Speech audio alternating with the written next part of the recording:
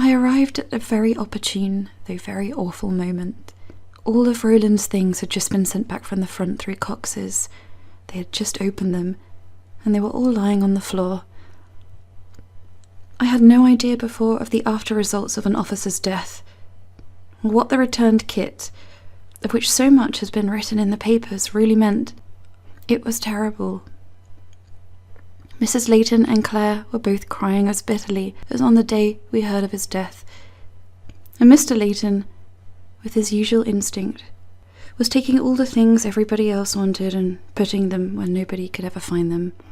His doings always seemed to me to supply the slight element of humour which makes tragedy so much more tragic. These were his clothes, the clothes in which he came home from the front last time. Everything was damp and worn, and simply caked with mud, and I was glad that neither you, nor Victor, nor anyone else who may some day go to the front was there to see. If you had been, you would have been overwhelmed by the horror of war without its glory. For though he had only worn the things when living, the smell of those clothes was the smell of graveyards and the dead. The mud of France which covered them was not ordinary mud. It had not the usual clean, pure smell of earth, but it was as though it was saturated with dead bodies, dead that had been dead a long, long time.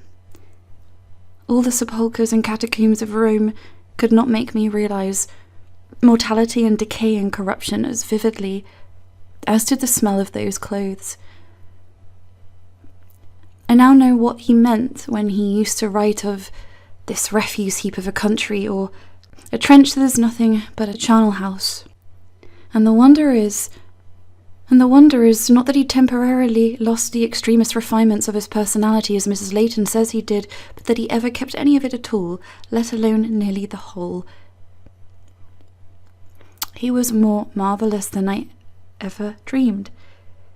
There was his cap, bent in and shapeless out of recognition, the soft cap he wore rakishly on the back of his head, with the badge coated thickly with mud. He must have fallen asleep on top of it, or perhaps one of the people who fetched him trampled on it. We discovered that the bullet was an expanding one, the hole where it went in front, well below where the belt would have been, just below the right-hand bottom pocket of the tunic, was almost microscopic, but at the back, almost exactly where his backbone would have been, there was quite a large rent. The underthings he was wearing at the time have evidently had to be destroyed, but they sent back a khaki waistcoat or vest, which was dark and stiff with blood, and a pair of khaki breeches also in the same state, which had been slit open at the top by someone in a great hurry. Probably the doctor in haste to get at the wound, or perhaps even by one of the men.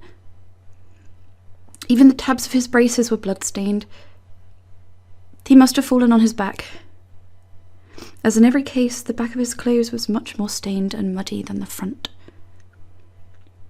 The charnel house smell seemed to grow stronger and stronger till it pervaded the room and obliterated everything else.